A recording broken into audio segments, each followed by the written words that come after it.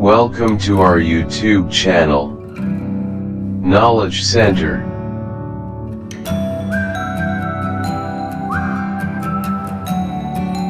नमस्कार दोस्तों, मैं मंजन एक बार फिर से आपका हमारे YouTube चैनल नॉलेज सेंटर पर हार्दिक स्वागत करते हैं। आज हम जानेंगे एग्रीकल्चर पोर्शन के अंदर जो हमारा टॉपिक चल रहा था उसी को आज कंटिन्यू करेंगे। हमारा टॉपिक था खाद से संबंधित। इस टॉपिक के अंदर आपको बताया था खाद किसे कहते हैं, किस तरीके से खाद का निर्माण किया जाता है और कितने प्रकार की खाद होती है। उसके अंदर हमने देखा था कि कंपोस्ट खाद क्या होती है। कंपोस्ट खाद की संपूर्ण जानकारी आपको पिछली वीडियो में मिल चुकी होगी और कंपोस्ट खाद का दूसरा भाग हमारा होता है बेंगलोर विधि।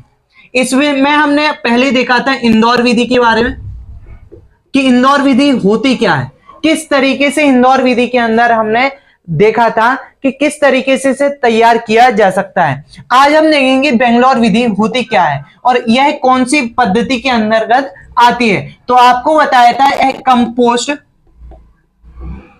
यह कंपोस्ट खाद के अंदर पुरानी विधि के अंतर्गत आती है।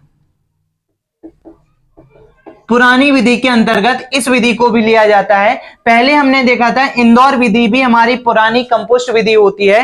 अब इसका मेथड और इसका मेथड लगभग एक सा होता है। इस विधि को सबसे पहले CN आचार्य, इस विधि को बनाने का जो श्रेय जाता है वो जाता है CN आचार्य। CN आचार्य एक भारतीय वैज्ञानिक थे। इन्होंने सबसे पहले कंपोस्ट खाद के अंदर बेंगलोर विधि के द्वारा क्या किया था, खाद को तैयार किया था। इन्होंने क्या किया कि एक गड्ढा किया, एक जमीन के अंदर एक गड्ढा किया और उस गड्ढे में शहर का जो कचरा होता है, जिस तरीके से हमने देखा था कि इंदौर विधि के अंदर भी हम शहर का कचरा उपयोग करते हैं, उसी तरह इन्होंने भी CN आचार्य नामक जो वैज्ञानिक थे, इन्होंने भी शहर के कचरे का उपयोग किया और इन्होंने क्या किया कि शहर के कचरे को एक गड्ढे के अंदर डालना शुरू किया। इसके साथ साथ इन्होंने अपशिष्ट पदार्थ भी लिए।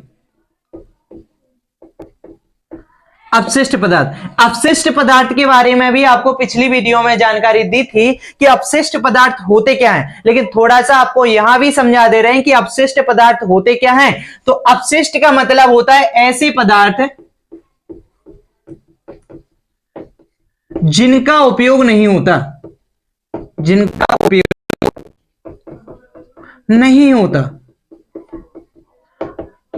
एक बार उपयोग करने के बाद में हम इनको ऐसे ही छोड़ देते हैं तो वह पदार्थ होते हैं हमारे अपशिष्ट पदार्थ। लेकिन इसमें भी हम देखते हैं कौन से पदार्थ हमारे, इसमें भी ऐसे पदार्थ होते हैं जो क्या हो सके, जो डिकम्पोज हो सके। उन्हीं पदार्थ को हम अपशिष्ट पदार्थ के अंतर्गत इस खाद की विधि में तैयार करते हैं। जैसे घर का जो हमारा सब्जी का छिलका होता है, सब्जियों के छिलके होते हैं, फलों के छिलके होते हैं, इसके अलावा भी जो हमारे घर से जो खराब मटेरियल निकलता है, उस मटेरियल को हम कंपोस्ट खाद तैयार करने के लिए उपयोग कर सकते हैं। तो इन्होंने वही किया कि CN आचार्य ने शहर के कचरे को एकत्रित किया और एक गड्ढे के अंदर भरना शुरू किया। लेकिन इन्होंने क्या किया कि इन्होंने देखा कि पिछले जो हमारे भाग होते हैं, जो खाद तैयार करने की विधियां थी, उनमें इन्होंने देखा कि उसमें सबसे बड़ी कमी ये होती थी कि उनसे बदबू आती है। तो उस बदबू को दूर करने के लिए इन्होंने सबसे ऊपर की लेयर मिट्टी की रखी। इन्होंने मिट्टी की लेयर इसलिए रखी क्योंकि अगर ऊपर तक हम किसी अपशिष्ट पदार्थ को रखते हैं और गड्ढे को हम बंद नहीं करते हैं तो उससे क्या होता है, उससे बदबू शुरू हो जाती है। क्योंकि जैसे ही हमारी घर में या फिर हमारे घर के बाहर जब कचरे का डिब्बा होता है, उस कचरे के डिब्बे में लगातार कोई कचरा डाला जाता है तो उससे बदबू आना स्वाभाविक है। लेकिन उसी कचरे को डिब्बे को जब हम बंद कर देते हैं तो वह हमारी बदबू कैसी हो जाती है, बंद हो जाती है। तो इन्होंने क्या किया कि ऊपर की लेयर किसकी रखी, फिर मिट्टी की रखी, ताकि मिट्टी से बदबू जो है कम हो जाए और बदबू आना बंद हो जाए। इसलिए इन्होंने ऊपर की लेयर को मिट्टी का रखा ताकि किसी को भी इस कंपोस्ट खाद से कोई नुकसान ना हो सके। तो इन्होंने इस विधि के द्वारा कंपोस्ट खाद को बनाना शुरू किया। इस वजह से इनका नाम CN आचार के नाम पे ही इस विधि का नाम भी रख दिया। तो इन्होंने बेंगलोर में इसे तैयार किया था, इसलिए इसे बेंगलोर विधि के नाम से भी जाना गया, या फिर CN आचार विधि के नाम से भी इसे जाना गया। चलिए, अगली हमारी विधि होती है नवीन विधि। पिछली विधि में हमने देखा कंपोस्ट की दो विधियों के बारे में। कंपोस्ट की दो विधियां थी, एक थी हमारी नवीन विधि और एक थी पुरानी विधि। पुरानी विधि में हमने देखा कि इंदौर और बेंगलोर विधि के द्वारा किस तरीके से हम खाद का निर्माण करते हैं। अब दूसरी विधि का नाम हमारा शुरू हुआ नवीन विधि। नवीन विधि के अंतर्गत पहले हमारी होती है नाडेप कंपोस्ट विधि। नाडेप, नाडेप जो शब्द है वो नाडेप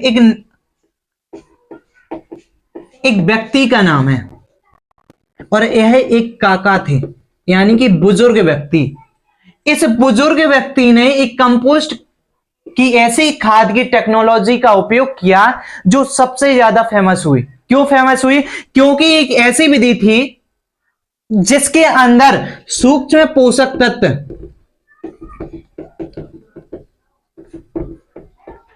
सूक्ष्म पोषक तत्व, बात करते हैं कि क्या होते हैं।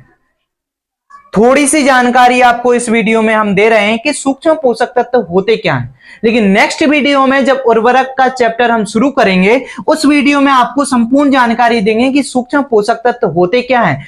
यहां पे आपको बता दें, ऐसे तत्व होते हैं जो पौधों के लिए सबसे ज्यादा आवश्यक होते हैं। पौधों की जो सबसे पहली जरूरत होती है, जैसे हमारी इंसानों की पहली जरूरत होती है रोटी, कपड़ा और मकान। इन तीन चीजों के बिना कोई भी व्यक्ति सही तरीके से अपनी लाइफ को एंजॉय नहीं कर सकता है। वैसे ही पौधों की जो सबसे पहली रिक्वायरमेंट होती है वो होती है सूक्ष्म पोषक तत्व। क्या होते हैं? NPK, नाइट्रोजन, फास्फोरस और पोटास। इसको तो N सिंबल से हम दर्शाते हैं, P को हम दर्शाते P2O5 और K को दर्शाते K2O के नाम से। तो ये होते हैं हमारे सूक्ष्म पोषक तत्व। अगर पौधों को इन तत्वों की कमी होगी तो वह पौधा कितना भी हम डेवलप करने की कोशिश करेंगे, वह पौधा कभी भी डेवलप नहीं हो सकता है, क्योंकि जब सूक्ष्म पोषक तत्व ही उसे नहीं मिल पाएंगे तो पौधा कभी भी डेवलप नहीं हो सकते हैं। तो ये हमारे होते हैं सूक्ष्म पोषक तत्व। नाडेप काका एक ऐसे व्यक्ति थे, इन्होंने एक ऐसी विधि का प्रयोग किया जिसके द्वारा सूक्ष्म पोषक तत्वों को लंबे समय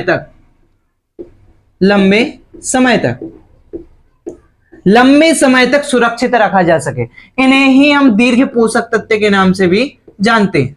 दीर्घ पोषक यानी कि जो लंबे समय तक सुरक्षित रहे उन्हें हम दीर्घ भी कह सकते हैं। इस वजह से इन्होंने नाम दिया था दीर्घ पोषक तत्व के नाम से भी इन्हें हम जान सकते हैं। तो नाडेप काका ने यह विधि का निर्माण किया था महाराष्ट्र में। महाराष्ट्र राज्य के अंदर इन्होंने इस विधि का प्रयोग किया था, और इस विधि के अंतर्गत इन्होंने भी वही काम किया जो अन्य व्यक्तियों ने किया। जैसे हमने बताया था CN आचार बेंगलोर विधि के अंदर, इंदौर विधि के अंदर इन्होंने क्या किया था? शहर के कचरे को उठाया था, शहर की गंदगी को दूर किया था। इन्होंने भी वही काम किया, इन्होंने अपशिष्ट पदार्थ को उठाया। अपशिष्ट पदार्थ, इन्होंने देखा कि हमारे आसपास में जितना भी अपशिष्ट पदार्थ है, चाहे वो चारा हो, चाहे वो गोबर हो या फिर मूत्र हो, बिछावन हो। अब चारा तो आपको समझ में आ गया कि चारा होता क्या है। जो पशु खाते हैं उसे हम चारा कहते हैं। पशु के खाने का भाग चारा होता है, ये तो समझ आ गया। गोबर भी पता है कि पशुओं के द्वारा जो अपशिष्ट निकलता है उसे गोबर कहते हैं, और मूत्र भी वही होता है। लेकिन बिछावन क्या होता है, किसे कहते हैं बिछावन? तो बिछावन का मतलब होता है कि पशुओं के बैठने के लिए हम उनके नीचे घास को डाल देते हैं या फिर चारे को डाल देते हैं, उस भाग को कहते हैं बिछावन। तो इन्होंने क्या किया कि अपशिष्ट पदार्थ का इसमें उपयोग किया, और उसके द्वारा एक बॉक्स के अंदर इन्होंने